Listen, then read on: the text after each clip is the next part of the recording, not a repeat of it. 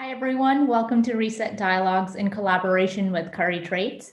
My name is Akanksha, and I'm the founder of Reset. Reset is an online platform that provides stories and resources around mental health and well-being, education, gender, and inclusion.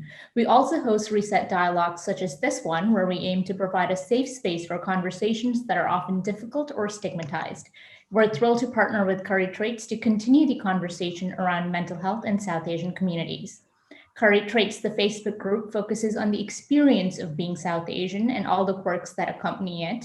It was founded in 2018 as a bit of a joke when Noel put together a few memes and invited his friends. Now, nearly 3 years later, CurryTraits has a thriving online community for South Asians, and it has evolved from just memes and has gone on to become a safe space for members to tackle difficult subjects through humor. Today, we're going to have a dialogue around how to speak to your parents about mental health. Now, this is a topic that is taboo in a lot of South Asian homes, and getting your parents to understand it and even acknowledge it can seem like an uphill battle. So, we're going to come up with some steps you can take to initiate this conversation with your family. On our panel, we have Noel Arulia, the founder of CurryTraits, and Ruchita Chandrasekhar, a psychologist focusing on trauma and post-violence recovery. Through her work, she encourages the destigmatization of psychological health in South Asian communities. Welcome, both of you. Thank you. Thank you for having me. Thank you for having us today.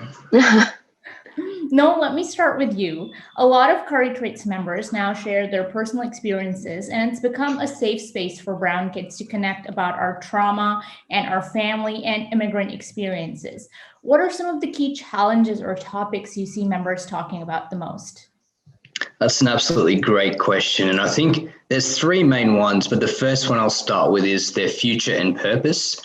A lot of them really struggle with the question of, why am I living? What's the point? What am I meant to study? And do I really enjoy being a doctor and engineer? And it's these real purpose-driven questions, which are really interesting. But then the next thing is, with these purpose-driven questions, how do we have these conversations with our parents? I think a lot of curries, they just struggle with opening up with their parents. And I'm glad we're going to tackle this one today and really having those open and honest conversations.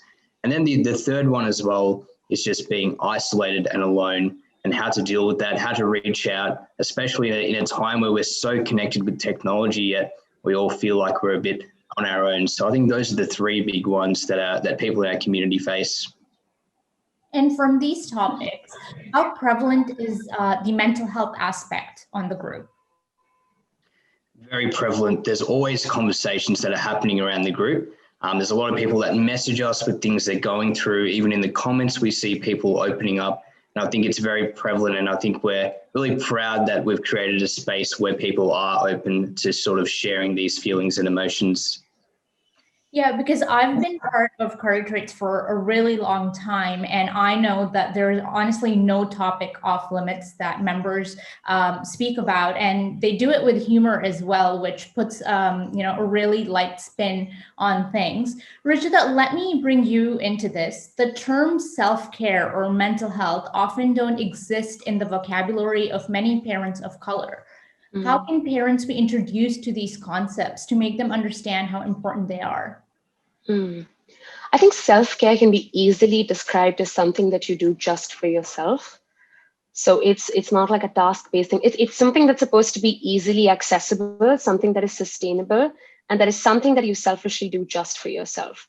Because I think selfishness is often demonized within our communities, that you're not supposed to be selfish as a value.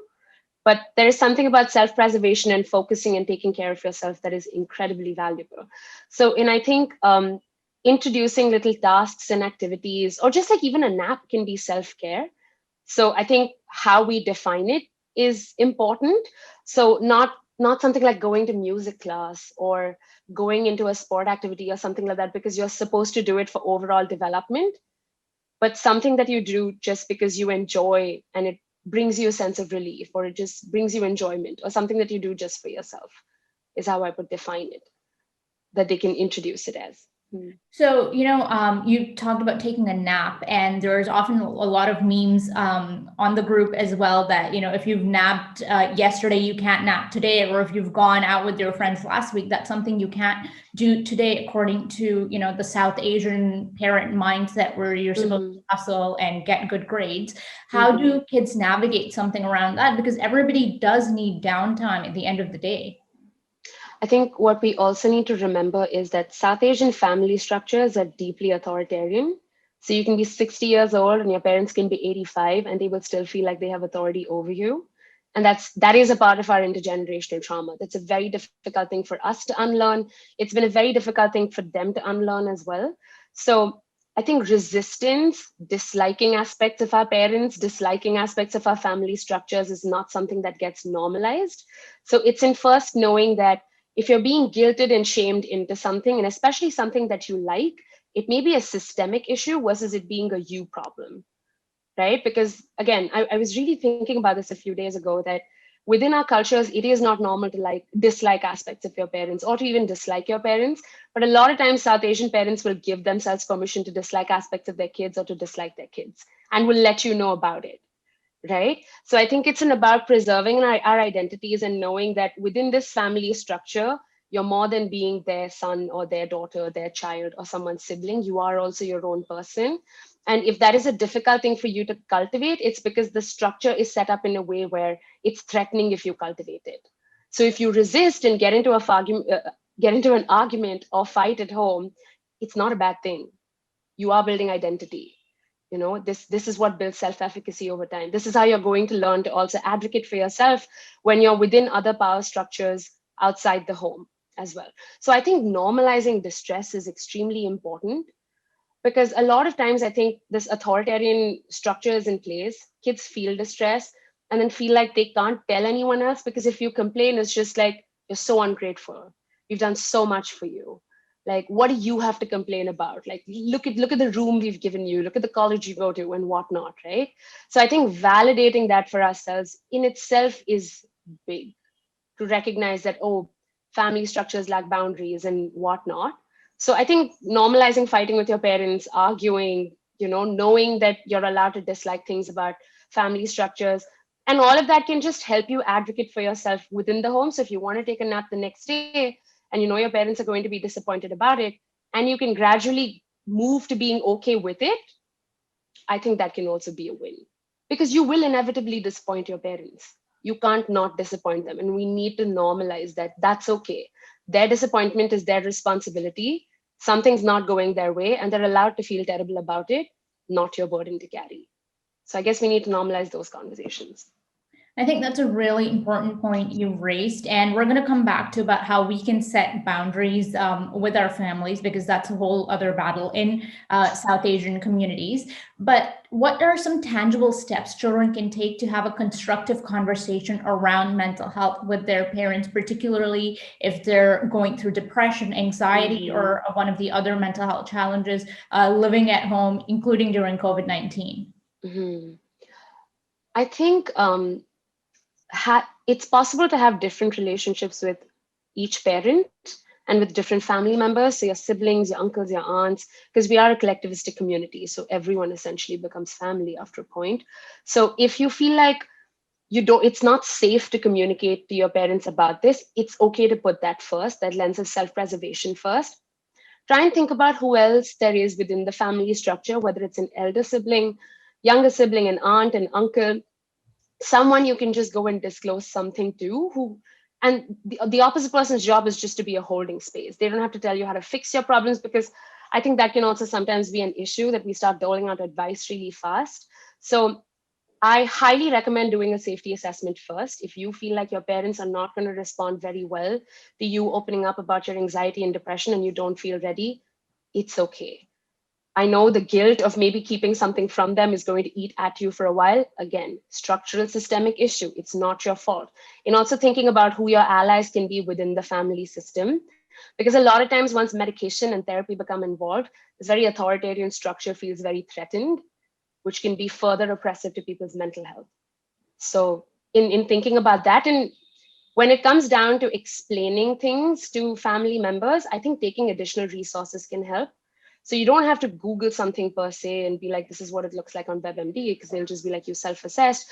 But say if there is like a blog post or something that where someone self-disclosed and described how they feel and that resonates with you, and if you want to use that as a guide, that can be useful in explaining what every day looks like for you, the thoughts, your feelings, or even things like eating, sleeping, not being able to complete things on time, mood changes. So going very symptomatic like that as well can help. And then also letting them know what you want help to mean for you. Do you want for it to just be a holding space where you want to discuss your issues and work through it? Do you feel like there might be something on a health front that may be wrong that you want to work on? So in taking on the focus of, I want to feel better, which is why I'm coming to you for help first. So then we can figure out what resources are available. But I recognize that that's also a feature of privilege. If you don't feel safe enough to have that conversation with your parents, think about who your allies can be within the larger family system as well. So what if a child or a young adult doesn't have that support system and decides to go speak to the adults in their life? And it can be very disheartening when they dismiss or play down mental health concerns. What can a child do if their parent or an adult in their life refuses to engage with them in a conversation about mental health? I think we live in a time where more resources are accessible now to be able to seek validation, at least for like, this feels familiar or this resonates with me in these ways. A group like CurryTraits can be useful there, right? But a collectivistic community anyway. And if you put it out there and say that, talking to my parents last night, and they just said that it's because I watch too much TV and I don't eat and sleep on time, or I don't do yoga, which is why I'm sick, or something like that. And you find 8 other people who either make a joke about what happened with them or validate and say, yeah, I went through the same thing. I think it feels a little less isolating. So, and also thinking about what your other communities can be. Do you have friends? Do you have access to other resources? Does your school have like a counseling center? Do you have teachers? I think what we need to normalize is the asking for help bit. If you don't get it in one space, it's okay to go ask somewhere else. And that's a lot of emotional labor for the person unwell to be doing, which is why I think having groups like this helps. So even if you don't have the financial capacity for therapy, or you're too scared to try medication or anything like that, and you see that I don't feel very alone, I think there can be something healing in that as well. So thinking about what your other communities can be. And on that note, Noel, CurryTraits, the tagline is healing through humor. Tell us a bit about how humor has been used to address these subjects at CurryTraits. Yeah, great question. Firstly, a lot of people don't know the true definition of humor, but humor is defined as something that is designed or can be comically amusing. And I think it's an antidote or medicine that can be used to create positivity in someone's day and to eliminate, the negative mental challenges that life may bring. And again, so our mission is to heal with humor.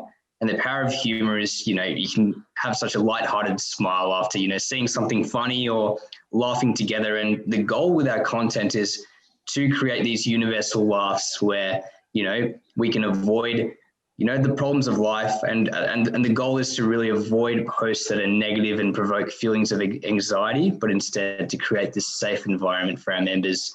It is a challenge to get that right, to get the balance right, but it's definitely a very rewarding one. I think humor is the secret ingredient and the secret medicine.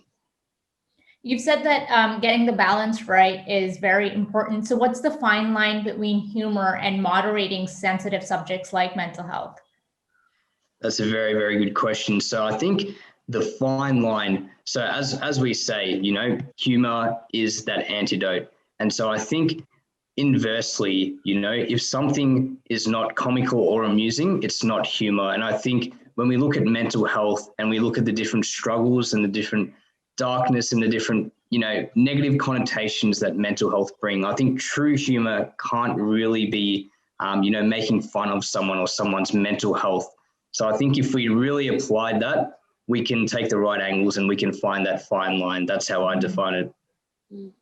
I think CurryTraits has been doing a pretty good job at moderating and, calling out insensitive subjects or humor around these topics. Ruchita, let me go back to the boundaries aspect of it. In our culture, setting boundaries can be very hard to implement and can bring with it all these feelings of guilt because we're always told that we can't go against authority and our parents know what's best for us. So what are some ways people can set boundaries with their family members to protect their own well-being? So it's again, first normalizing that setting boundaries is going to cause distress. It's going to make the opposite person uncomfortable. And that is because of the nature of what that's like. So it's not your fault. If they project it onto you, get defensive, say, how dare you, and things like that, it means something's working. It's because they feel threatened, that the boundary is being set, which is why I said, right? Like normalizing resistance and distress and things like that within South Asian homes is important because if you look at a lot of even 90s Bollywood movies, it's a lot about the perfect family, which doesn't exist at all, right? So when you are having a conversation with your parents and you feel like they're pushing too many boundaries, I think it can help to let them know how you feel about it. Say if they try to check your phone and just like, I don't like the fact that you do this, or I would prefer if you didn't do that, or I prefer if you didn't call me till 10 in the night and then maybe call me once after that to see where I'm at, and I'll let you know. If you feel like they're still not going to be respectful of that, I think it's okay to lie a little here and there if you need to. I know it's a big frowned upon thing. You're not supposed to do it. And again, value judgments and things like that, right? But where does self-preservation come first then? You need to put yourself first. And I think inevitably all of us have lied at some point of time or the other because this is the power structure we grew up in. And that's okay. That's absolutely okay because safety becomes a big concern. And I think it's a knowing that it's a work in progress. Sometimes they won't respect boundaries and they're going to be disappointed because you set some and they're going to tell you really mean and violent things. And it's okay to back out of conversations when you want to. It's okay to cut the call. It's okay to call them once a week instead of calling them thrice a day. It's a lot in allowing yourself permission to listen to what kind of relationship you want with your family and in fighting fiercely to get it. Because otherwise we end up being 30-year-olds who are still infantilized by our parents. And that's put on a pedestal because it's been happening for generations. We're one of the few communities where the sons still live with their parents till they're 60 and 70 and whatnot. And we think that that's great. It doesn't have to be though. The misconceptions around mental health are so prevalent in our society, and it's honestly such an uphill battle to even just get parents or sometimes even your friends to take your mental health concerns seriously. Noel, what role do you see CurryTraits playing in addressing the stigma around mental health in Brown communities? Good question. So I think we need to kill the stigma, full stop. It's a real thing. It's something that especially, affects the younger generations, but it does by all means affect everyone, that is alive. And we need to be doing more things like this. I think we need to be doing more interviews. We need to really be shining the light. I think there's a famous saying like, the enemy can't work when there's light shone, on whatever darkness is going. And I think us just even shining a light, even doing things like this and talking about it is already a step in the right direction. And I think people just need to know there's just so much to live for. There is help out there and we can get through this together. I think people need to know that there's just hope. Mm-hmm. You've said that there is help out there, and Ruchita, for a lot of Brown kids, it's either if they live at home, their parents control the finances, or they're answerable to their parents about where they're spending money. So they may not necessarily be able to seek out therapy per se. I know you've mentioned that there are resources out there. Can you just list a few for young people to turn to? Sure. I actually found 3 Instagram accounts that do great work around explaining concepts. And because I think validation is something that is usually lacking about mental health concerns, this could be useful. So Brown Girl Therapy on Instagram is great. It talks a lot about South Asian mental health, especially for first generation folks, so immigrant trauma, acculturated stress, a lot of wonderful things like that. Then there is the Mind Geek that breaks down attachment concepts, what anxiety can look like, very just like clinical concepts to be able to understand that. Nedra Tawwab talks a lot about boundaries. So a lot of normalization of that stuff. And there's a new account that I found called Emotional Support Lady that does these little comic strips about simple mental health concepts. And again, validation, normalizing concerns, and that distress is as much a part of life as much as happiness is. So I think these 4 accounts are good places to just go and not feel as isolated. And on that note, I also want to mention that at Reset, we host a lot of dialogues, free dialogues that people can tune into. If you do have a topic you want us to address, you can always let us know on our Instagram. That's at Reset Your Everyday. And on our website also, we have a lot of guides and free resources and stories available for people, particularly within the South Asian community, to access. And we also have a list of experts that you can turn to. Rishita, before we wrap up, what's your advice for someone going through mental health challenges at the moment? What you're feeling is absolutely real. It's important to listen to your body and to listen to distress. If you don't feel okay and you feel safe talking to someone about it, please do. If the first person doesn't listen, I know it's difficult to trust the second, but I hope you find it within you to trust the second person.